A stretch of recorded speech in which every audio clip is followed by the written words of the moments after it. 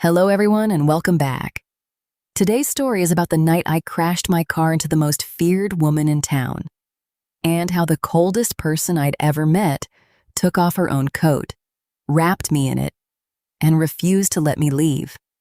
It's warm, it's a slow burn, and worth staying to the end. Are you ready? Then let's begin. It was the worst blizzard the town had seen in years, and I was driving home on bald tires and false confidence. I came around the bend on Beacon Hill too fast, the back end slid, and I went straight into the side of a parked black car. The nicest car I had ever hit, and out of the big dark house on the hill, the one the whole town whispered about, a woman came down the steps into the storm. Everyone in town had a story about Margot Ferro. None of them were kind. I braced for all of them at once. She looked at the wreck. She looked at me, shaking and bleeding a little. And then she did the one thing no story had prepared me for. She took off her coat. Before I go on, if this story pulls you in, I keep the longer, more uncensored chapters of stories like this on my Patreon, GL After Hours. It's linked in the description and the comments for whenever you want to stay a little longer inside the story. Okay, let me back up because the crash is the dramatic part, but it is not actually where this starts. It starts with the fact that I am, by every available measure, a disaster. My name is Cleo Bishop. I was 24. I worked the night shift at the only gas station in Hartselle, which is a small mountain town that exists mostly because the people in it are too stubborn to leave. I drove a 14-year-old hatchback named Gerald, who ran on regret and miracles. And I had that winter exactly $41, a maxed-out card, and a scarf my late father knitted me that was so genuinely hideous it had its own kind of power. I need to tell you about the scarf because, like everything small in this story, it comes back. My dad knitted it the winter before he died, and he was, God love him, a terrible knitter. It is the color of 3 different disappointments. It is too long on one side and somehow also too short. There is a hole in it shaped vaguely like Ohio, and it is the warmest thing I have ever owned, not because of the wool, but because every single time the cold gets into me, I can still hear him saying, "There, now nothing can get you." I have given away almost everything else I own. I will be buried in that scarf. Hartselle is the kind of town where everyone knows everything about everyone, which is mostly a nightmare and occasionally a kindness. We had one diner run by a woman named Bertie who had been 63 for as long as anyone could remember and knew the precise weight of every secret in town. We had one stoplight that nobody obeyed. And up on Beacon Hill in the biggest, oldest, darkest house in the county, we had Margot Ferro, the woman everyone warned you about, the woman nobody actually knew. Here is what I knew about Margot Ferro before that night, which is to say, here is the local mythology. She had moved into the Ferro house alone about 10 years earlier and almost never came down. She wore black. She paid for everything in exact change and never made small talk. Bertie said she had once been someone important in the city, a surgeon or a judge or a woman who ran something enormous, and that something had happened, and she had come up the mountain to be alone with it. The teenagers said the house was haunted. The grown-ups said she was. I, personally, had no opinion, because I had never once been brave enough to even look at her directly. That was about to change in the stupidest way possible. I want you to understand how small my life had gotten, because it matters for everything that comes after. I worked nights so Theo could have the car during the day for community college. I ate dinner standing up at the gas station counter more often than not. I had a calendar on my phone with exactly 2 recurring events on it: shifts and the anniversary of my dad's death. I was not unhappy exactly. I was just very, very narrow. I had folded myself down small enough to fit inside a town that was slowly emptying out, and I had told myself that smallness was the same as being safe, and I had almost convinced myself. The thing about driving into Margot Ferro's car is that it was the first genuinely large thing that had happened to me in 3 years. I just had to total my only mode of transportation to get it. There was one warning about Margot Ferro that I actually carried with me, and it came from Birdie, which is why I took it seriously. Because Birdie did not deal in the cheap stuff the teenagers traded. Birdie said once, slicing pie, not even looking up, "That woman isn't dangerous, whatever they tell you. She's grieving. There's a difference, and this town has never once been able to tell them apart. Leave her be." And I had nodded and filed it away with everything else, never once imagining that I would one day be sitting in that woman's library wrapped in her coat, watching her feed a cat she refused to name, finally understanding exactly what Birdie had meant. Birdie always knew. Birdie knew about me and Margot before I did. I am fairly sure Birdie engineered at least half of it, and I will never be able to prove it. And that is the most Birdie thing of all. My best friend in Hartselle was my younger brother Theo, who was 19 and treated my life like a show he was extremely invested in. The night of the storm, he texted me at the gas station to say the roads were closing and I should stay put. I texted back that I would be fine, which is historically the most dangerous sentence I know how to type. The plows hadn't come. The snow was coming down like the sky had a grudge. And I, with my $41 and my bald tires and my father's scarf wrapped twice around my neck, locked up the station at midnight and decided to drive home up the mountain. Past Beacon Hill. Of course, past Beacon Hill. There was only one road. That is the moment the hook began. That is where I was when the world turned white and slid sideways. Gerald, my poor doomed car, did his best. But bald tires and a hairpin turn and 8 inches of fresh snow are a math problem with only one answer. I came around the bend below the Ferro house too fast. The back wheels let go. For one long, silent, weirdly peaceful second, I was not driving so much as flying, slowly, in the wrong direction. And then I hit something solid and expensive and parked, and the airbag did not deploy because Gerald did not have one, and my head met the steering wheel, and the world went very quiet and very bright. When I came back to myself, there was blood in my eyebrow and snow blowing through a window that no longer existed, and I was shaking so hard I could not get my fingers to work on the seatbelt. And through the cracked windshield, coming down the stone steps of the big dark house was a figure. Tall, unhurried, a long charcoal coat. And I thought, with the strange clarity of the recently concussed, oh no, of all the cars in all the county, I have just driven into Margot Ferro. She did not run and she did not shout. She crossed to my door, glanced at the wreck of her beautiful car for about half a second, the way you'd check the weather. And then her eyes came to me and stayed. Up close, she was not what the stories said. She was not a ghost or a gorgon. She was a woman of maybe 37, with sleek dark hair going silver at one temple, and pale gray eyes and a stillness that was almost frightening, except that it was aimed entirely at the cut in my face. She said, low and very even, "Can you feel your hands?" I said something that was not a word. She said, "Look at me." I looked at her. She said, "You are in shock and it is 20 degrees and you are bleeding. You are not driving anywhere tonight and you are not sitting here either."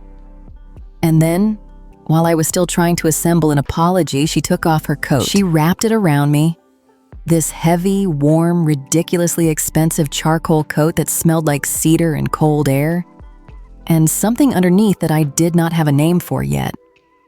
She wrapped it around my shoulders over my father's hideous scarf, and the contrast of those two things, the cheapest, most loved thing I owned and the most expensive thing that had ever touched me, is an image I have never quite gotten out of my head. She got an arm under me. She said, "Up."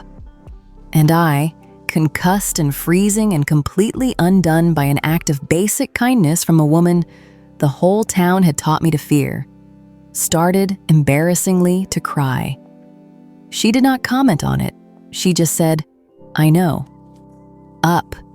And she walked me into the house on the hill. The inside of the Ferro house was the first surprise of many. The town had decided, collectively over 10 years, that it was a haunted ruin. It was, in fact, the warmest room I had ever stood in. Books from floor to ceiling, a fire actually going, worn soft rugs and good lamps and the smell of wood smoke and old paper. It looked like the inside of a person who had decided to be alone but had not, it turned out, decided to be cold. She sat me in a deep chair by the fire.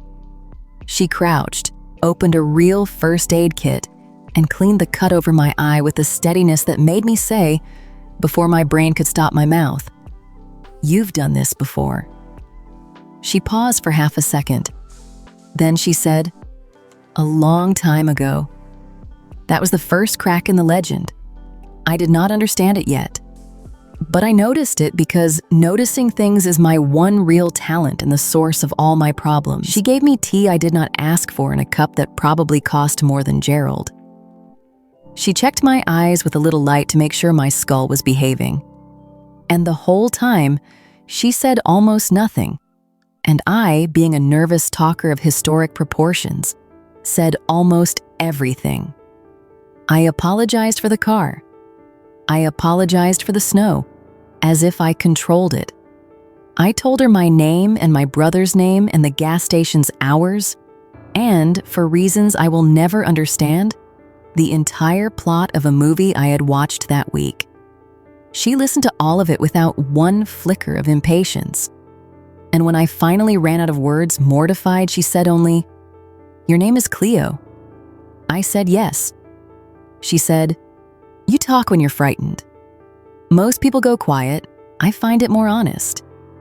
And then she stood up to get more wood for the fire, leaving me to quietly lose my entire mind in a deep chair. Around 2 in the morning, the power went out. The whole mountain went dark, the way it does in a real storm, and the only light left was the fire. And I, who had been quietly planning to call Theo and somehow get home and pretend this had never happened, finally understood that I was not going anywhere. The road was gone. My car was a sculpture. And I was snowed in the haunted house on the hill, with the most feared woman in 3 counties wearing her coat. I said out loud to the fire, "This is the strangest night of my life." From the dark across the room, Margot Ferro said dryly, "For me as well." It was the first time I heard her almost sound amused. I held onto it like a coal. She made up a room for me, a real guest room with too many blankets. And before she left me, she stood in the doorway with a candle and said, "The storm will last 2 days, maybe 3. The roads won't be cleared before then. You are welcome here, and you are safe here. And I would ask that you not try to walk down that mountain and die in my front yard because I would have to explain it to Birdie." I laughed. It surprised both of us. She almost smiled again, that ghost of one at the corner of her mouth. And then she said goodnight and took the light with her. I lay in a stranger's bed in a stranger's house with the wind screaming outside, wearing a dead man's scarf and a living legend's coat, and I thought, very clearly, I am in so much trouble. I had no idea how right I was. If this story stayed with you, hit subscribe so the next one can find you. Stay close. I want to tell you what those 2 snowed-in days were because almost nothing happened in them. And that is exactly why they changed my life. Here's the thing nobody in Hartselle knew about Margot Ferro. The thing I learned in the first morning. She was not cold. She was careful. There is an enormous difference, and I had spent my whole life confusing the two. Cold people keep you out. Careful people have simply been hurt badly enough to be quiet about how much they feel. By the time the watery gray light came up over all that snow, I had watched her bank the fire, make coffee like it was a small surgery, and check on me twice while pretending she was just passing the door. She thought I was asleep. I was not. Breakfast was an event, by which I mean it was the most stressful and wonderful meal of my life. She had made actual food, the kind of food that takes knowing how, and she set it down in front of me without ceremony and then watched, with the faint anxiety of a person unused to feeding anyone, to see if I liked it. I liked it so much I made a sound. She looked for 1 second, deeply, helplessly pleased, and then she hid it behind her coffee cup. And I thought, oh no. The most feared woman in the county just got shy because I enjoyed her eggs. I am not going to survive this house. I tried to leave that first day. I wanted on the record that I tried to be a normal person who does not impose on terrifying recluses. I bundled up in my father's scarf and announced, with great dignity, that I would walk down to the main road and call Theo for a ride. Margot watched me get all the way to the front door. Then she opened it. The snow was up to my thigh and still falling sideways, and the temperature had a personal vendetta. I stood there for a moment, facing the wall of white, and then I closed the door and turned around and said, with what remained of my dignity, "On reflection, I'll stay." And Margot Ferro, the woman who never reacted to anything, made a sound that I am almost certain was a laugh she caught just in time.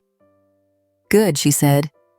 The eggs would have been wasted, so we were stuck with each other, and slowly, over coffee and firelight and the enforced honesty of a house cut off from the world, the legend of Margot Ferro started coming apart in my hands.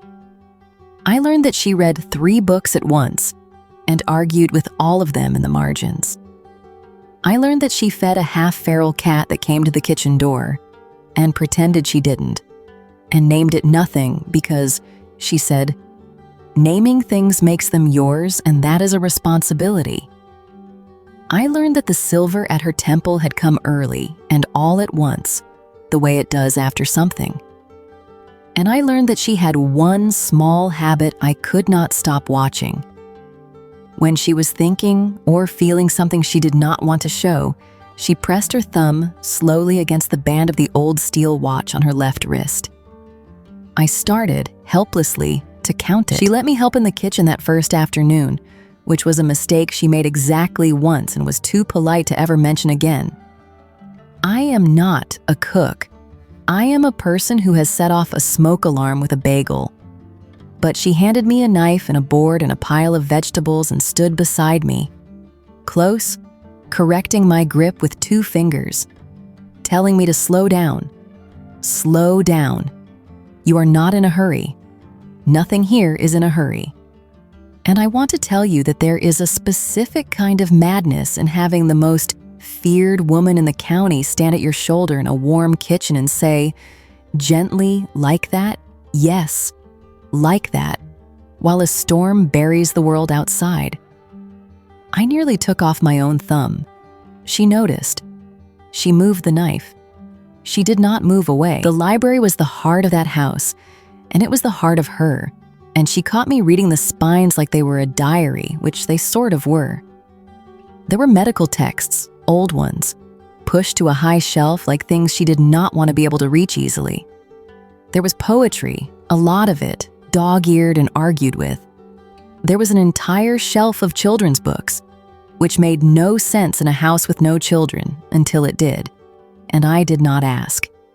I pulled down a battered novel, and she watched me do it and said, "That was my favorite when I was your age." I asked if I could read it. She looked at me holding her book in her house in her coat, and something moved across her face that she could not quite hide, and she said, "You can read anything in this room."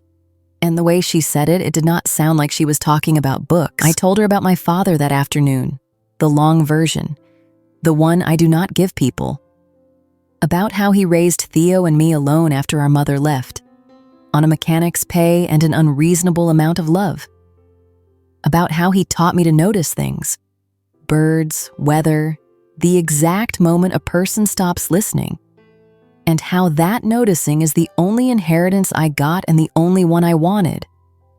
About how he got sick fast and was gone faster, and how I stayed in Hartselle afterward because Theo was still in school and somebody had to, and how staying small in a small town had stopped. She listened to all of it, the way she listened to everything completely. And when I was done, she said, "You are not small. You are the loudest, most alive thing that has been in this house in a decade. You just learned to apologize for taking up space. I would like you to stop." I did not know what to do with that, so I cried a little again, and she did not comment on it again.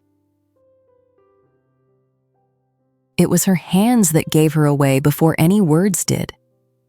I kept noticing them, the precision of them, the way she did everything with a kind of trained, economical certainty, the way she held a knife and a teacup, and the little light she had checked my eyes with. They were a doctor's hands. They were hands that had done something difficult and important, and then, for some reason, stopped. I did not ask, but I started watching for the moments her certainty cracked. And there were a few, and they were always about the same thing. Anything to do with cars, with roads, with the mountain at night. The first morning, when a plow scraped somewhere far off, she went very still for a second, her thumb hard on her watch, before she made herself move again. I filed it away. I am good at filing things away. I am bad at leaving them alone. We fell into a rhythm so quickly it frightened me. 2 days, and we had a rhythm. She woke before me and made coffee with that same quiet exactness, warming the cup first like it mattered. I read in her chair with the nameless cat, staging a slow, undeclared invasion of my lap. We ate together. We argued gently about books, and she liked it. I could tell she liked it because the corner of her mouth did the thing. Because I think nobody had disagreed with her, lightly, lovingly, just for the pleasure of it, in a very long time. In the afternoons, the light went blue and we lit lamps. It was the most domestic 2 days of my life, and it was with a woman I had known for 48 hours and a wrecked car between us. And somewhere in the middle of it, I stopped being a guest and started being something neither of us was brave enough to name. The cat surrendered before either of us did. By the second evening, the nameless, half-feral thing that Margot fed and refused to claim had decided I was furniture of an acceptable warmth, and it slept on me openly, shamelessly. And Margot watched this happen with an expression of profound betrayal. "She doesn't do that," she said. "She does it to me now," I said. "It took me 3 winters to earn that," she said, "and you got it in a day." And I said, "Maybe you're just bad at letting things stay." It came out softer than I meant it, and truer. And the room got very quiet, and Margot looked at the cat asleep on my chest for a long moment and said, very low, "Maybe I am. Maybe I am learning." And neither of us pretended we were talking about the cat. There was a moment in the kitchen, late, that I have replayed more than almost anything. We were both reaching for the same cup, and our hands landed together on it, and neither of us moved them. The fire popped in the other room. The snow ticked against the glass. She was very close. She smelled like cedar and wood smoke, and the thing underneath I still did not have a name for. And we stood there, 2 grown women paralyzed by a coffee cup, and I watched her decide something.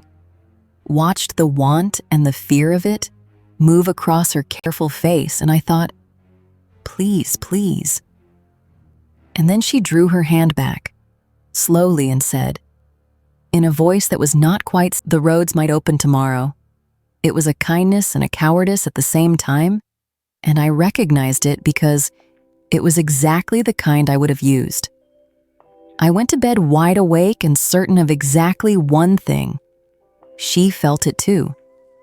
She was just more afraid of it than I was because she had more to lose because she had already lost the once. Theo, meanwhile, had escalated. My phone was almost dead, but it caught a single bar by the upstairs window, and the texts came through in a flood every time I held it up to the cold glass like an offering. "Are you alive?" Blink twice. Birdie says leave her alone, but Birdie also cried about it, so I think Birdie ships it. Cleo. Cleo, did you kiss the haunted house lady? And then, an hour later, softer, the way my brother gets when he means it. "You sound happy on the phone. You haven't sounded happy in a long time. I'm not gonna be weird about it." Okay, I'm gonna be a little weird about it. I held the phone to the freezing window and laughed until my breath fogged the glass. And downstairs, I heard Margot moving around the kitchen, careful and quiet, making something warm for me, and I thought, he's right, I haven't. She told me in pieces over those 2 days the shape of the life she had left behind, though I did not understand the whole of it until Birdie filled in the worst part later. She had been a surgeon in the city, a very good one, the kind they called in for the cases nobody else would take. She had loved it, the certainty of it, the way a body was a problem you could sometimes, with steady hands, solve. And then there had been a night, and a road, and a case she could not solve. And she had put down the work and come up the mountain and not picked anything up since, except books and an unnamed cat. And now, apparently, a disaster in a borrowed coat. I asked her carefully if she missed it. She was quiet for a long time. Then she said, "I missed being useful. I had forgotten there were other ways to be." And she looked at me when she said it, and I had to look at the fire, because I could not hold what was in her face. Theo finally got through on the landline that afternoon, the one ancient phone in the house that still worked, and the conversation was a masterpiece. "You're where?" he said, with Ho. "Cleo. Cleo, is she going to wear your skin?" I said she had made me eggs. There was a long silence. Theo said in a hushed voice, "The eggs are how it starts." And then Birdie, who had clearly been listening on the diner's extension because that is how Hartzell works, cut in and said, "You leave that woman be, Cleo Bishop. The whole town's been telling stories about her for 10 years, and not one of you has ever once brought her a casserole." And then Birdie hung up on both of us, which is the most Birdie thing that has ever happened. I stood holding the old phone, and across the room, Margot, who had heard every word because the house was small and quiet, said nothing at all. But her thumb was pressed very hard against her watch. That night, the second night, the wind died down enough to hear the fire, and we ended up talking until very late. The way you only can when the whole world is buried, and there is nowhere either of you has to be. She asked me about my father because I had mentioned the scarf, and I told her. About him, about the knitting, about there, now nothing can get you. And she listened with that complete, undivided attention that I was beginning to understand was the most generous thing she had to give. And when I finished, she did something she had not done. She told me one true thing back. She said, "I had a sister. I taught her to drive on roads like the one you crashed on. That is why I came down so fast tonight. For a second, when I saw your headlights go sideways, I forgot which winter it was." And then she stopped, like she had said far more than she meant to, and got up to tend a fire that did not need tending. I did not push. That was the one wise thing I did that whole week. I just moved a little closer, on the rug, until our shoulders were almost touching, and I let the silence be a room she could come back into. After a while, she sat back down, closer than before, and we watched the fire, and she said quietly, "You are the first person who has been inside this house in 10 years. I said, "I'm sorry I came in through your car." And Margot Ferro laughed, actually laughed out loud, a real and rusty and astonished sound, like a door opening in a house that had been shut a long time. And I thought, watching the firelight change her whole face, that I would happily total a car every single night for the rest of my life if it kept making that sound happen. The coat became a thing between us, the way small objects do. It was technically hers, and technically I should have given it back the second I was warm. But somehow I kept being cold in a drafty old house, and somehow it kept being draped over my shoulders, and neither of us said a word about the fact that she had stopped offering it and started just quietly putting it there. The second evening, I fell asleep on the library sofa with a book on my chest.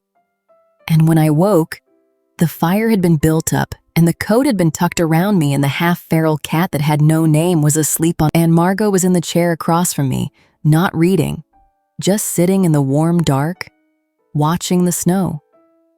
She did not know I was awake. Her guard was all the way down. And on her careful, quiet, 10 years shut face, there was an expression I had no business seeing. And once I saw it, I could not unsee it.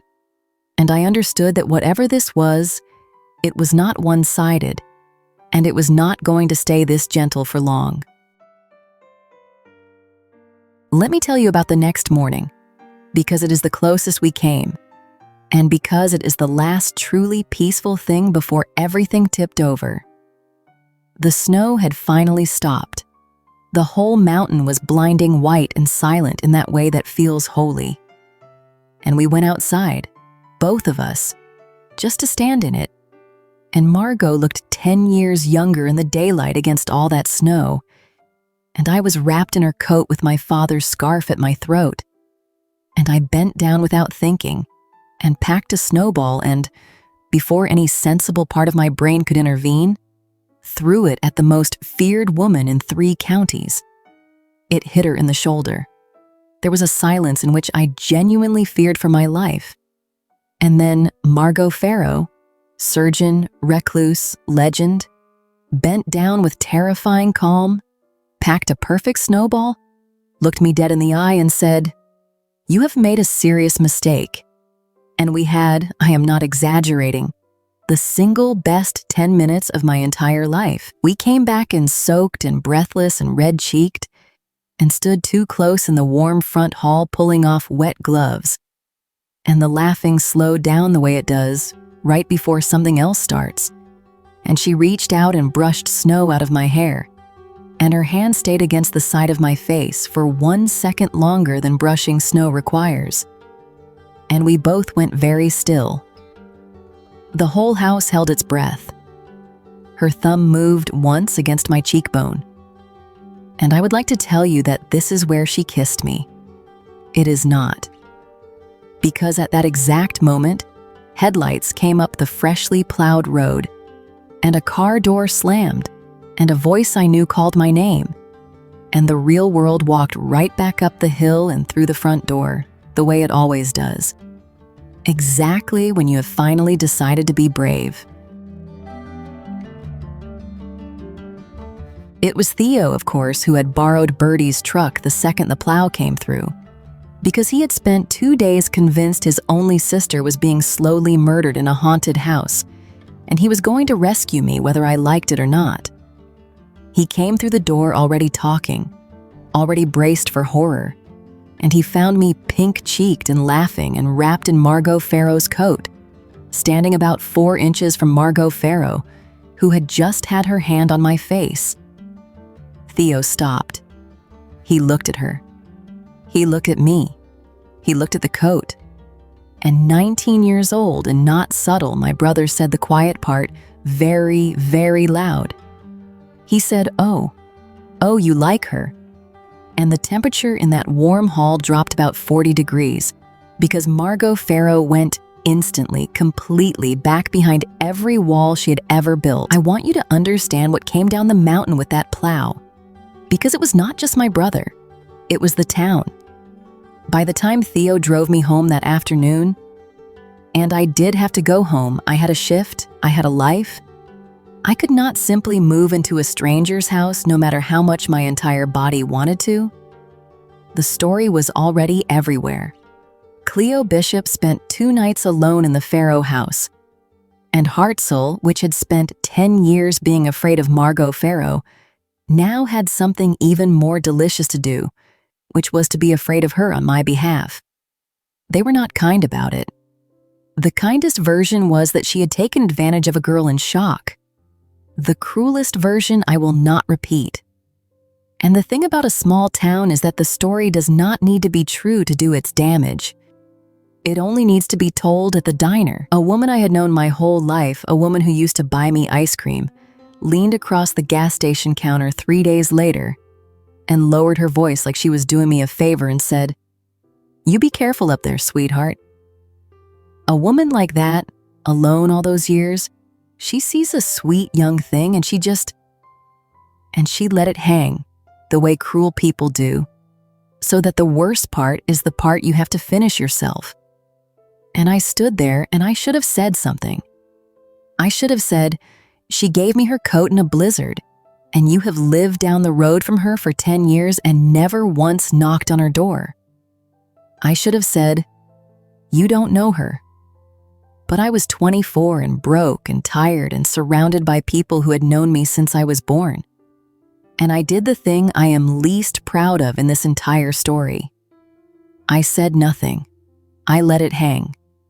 And I felt, somewhere up on the hill, the whole fragile thing we had built start to ice over. Theo was the one who called me on it, which is humbling, because he is 19 and once tried to deep fry a snowball.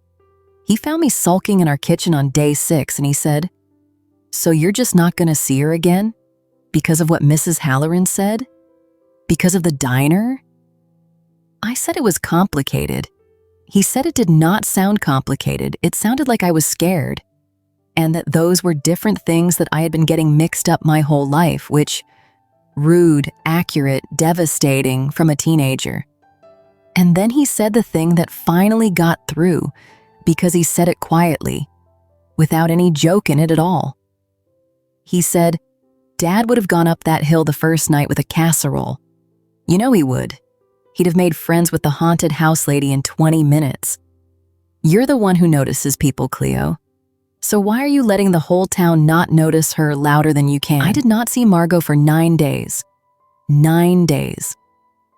I told myself it was the shifts in the wrecked car and the impossible logistics of a girl with $41 trying to date a recluse on a mountain. But the truth, the real truth, was that I was a coward.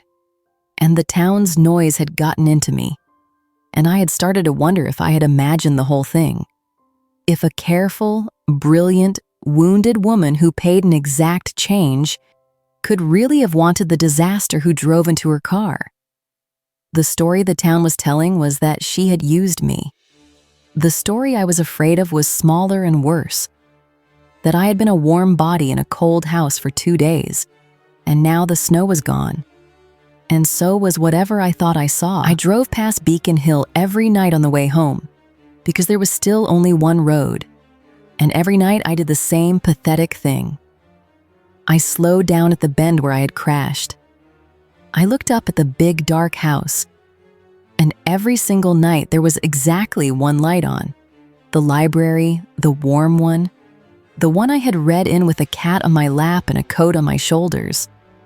One light every night, late. And I told myself it meant nothing. People leave lights on. And what I noticed every single night was that the light was always in the same room, and it was always the room where she had let me in. And I could not stop the small traitor thought that maybe she sat in there at night the way I drove past it, looking at the place where the other person had been, and not going any closer, because being brave is so much harder than being sad. We were 2 cowards with one road between us. Something had to give. It was Birdie who set me straight, because of course it was. On the 9th night, she came into the gas station at closing, which she had never once done in my life, and she put a casserole dish on the counter, the foil kind, still warm. And she said, "This is for you to take up the hill." I said I didn't think I should. Birdie looked at me the way she looks at people who are being stupid, which is most people most of the time. She said, "You want to know 10 years ago her sister died in a car on the mountain road. And Margot was the surgeon on call when they brought her in. And Margot worked on her own sister for 2 hours and could not save her. And then she quit medicine and came up here to disappear. She paused. And in 10 years, not one soul in this town brought her so much as a card. But the night a stranger drove into her car, she gave that stranger her own coat. Bertie pushed the casserole across the counter. So you tell me, Cleo, who's the cold one? I drove Bertie's truck up the mountain that same night with a casserole on the passenger seat and my father's scarf around my neck and my heart going like a frightened animal. The Ferro house was dark except for one window, the library, the warm one. I knocked for a long time, and when she finally opened the door, Margot Ferro looked at me, standing there in the cold, holding a foil dish. And for the first time since the night I crashed into her life, the careful, composed, 10 years shut woman looked completely undone. She said very quietly, "You came back," like it was the most unlikely thing in the world, like nothing and no one came back. And I understood, all at once, standing on her doorstep in the dark, exactly how alone she had been, and exactly how much I was not going to let her be alone anymore. I said the whole speech I had practiced in the truck, all of it too fast. I told her I knew about her sister, and that I was sorry, and that the town was wrong, and that I had been a coward for 9 days, and that I had not imagined it, the snowball fight or the coat or her hand on my face, and that I was standing on her doorstep in the freezing cold with a casserole I did not even make because Bertie made it. And would she please say something before I lost my nerve completely? And Margot Ferro, who measured every word she ever spoke, looked at me for a long moment. And then she reached out, and she took the casserole dish out of my hands and set it down on the floor of her own front hall, very carefully like it mattered. And then she pulled me inside out of the cold by the front of my father's scarf, and she said one word, "Stay." And then she kissed me finally in the warm front hall of the house the whole town was afraid of, with the snow starting up again soft outside and the fire low in the next room, and a casserole dish abandoned on the floor at our feet. It was nothing like the legend and nothing like the gossip. It was slow and careful and certain, like every other thing she did, and her hands came up to the sides of my face, those steady surgeon's hands, and held me like I was the first thing in 10 years she had let herself want. When she drew back, she pressed her forehead to mine and said, low and wrecked, "I have been so cold." And I said, my voice not working right, "There, now nothing can get you." My father's words, the only thing I had that was warm enough to give her. And she made a sound against my hair, and we stood in that doorway holding on, 2 people who had each been alone in the snow for a long time. Finally not. We ate the casserole at midnight at her kitchen table, the nameless cat begging shamelessly. And I made her laugh twice more, and I learned that the second laugh was even better than the first. I stayed that night in the guest room because she was careful and I was learning to be brave slowly. And in the morning there was coffee made with her unhurried precision and a look across the table that belonged to nobody else in the world. And then the strangest and best thing of all happened, which is that I did not leave. Not really, not ever again. The town talked, of course. The town always talks. But a funny thing happens when you stop being afraid of a story. It loses the only power it ever had. Bertie started sending casseroles up the hill on the regular, and then other people did too. Shamed into kindness by a 63-year-old woman with a will of iron, and slowly, one foiled dish at a time, the legend of Margot Ferro began to thaw. She came down to the diner for the first time in a decade that spring, and sat in a booth, and Bertie cried into the coffee pot and pretended it was steam. Theo decided Margot was the coolest person he had ever met, and now texts her directly, which horrifies me. And the half-feral cat finally got a name, because Margot said one night, quietly, that maybe some things were worth the responsibility of keeping. She named it after my father. I had to leave the room for a minute. It is the kindest thing anyone has ever done for me. It is a year later now, and I want to leave you where this all began, on the mountain road below Beacon Hill, because that is where I understood the whole thing at last. It snowed again last week, the first real storm of the season, and Margot and I drove down to close up the gas station together. Slow and careful on good new tires she insisted on buying me. And at the bottom of the hill, she pulled over at the exact bend where I had crashed into her life. And she put the car in park, and she just looked at it for a moment. That ordinary stretch of road. And I said, "What are you thinking?" And she pressed her thumb against the band of her watch, once, the way she does.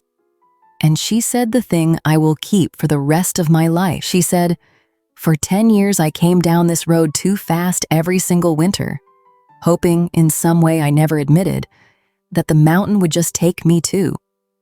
And then one night it gave me you instead." She looked at me, and the most feared woman in 3 counties, the careful one, the cold one, the one the whole town warned me about, reached over and tucked my father's hideous, beloved, lopsided scarf a little tighter around my throat, the way he used to, and she said softly, "There. Now nothing can get you," and then she said, "Stay." She did not mean for the drive. She has not meant for the drive in a long time. And I said the only thing there has ever been to say to Margot Ferro. I said, "I'm not going anywhere." I crashed my car into the coldest woman in town on the worst night of the year. It was, without exception, the best thing that has ever happened to me. Some wrong turns take you exactly where you were always supposed to go.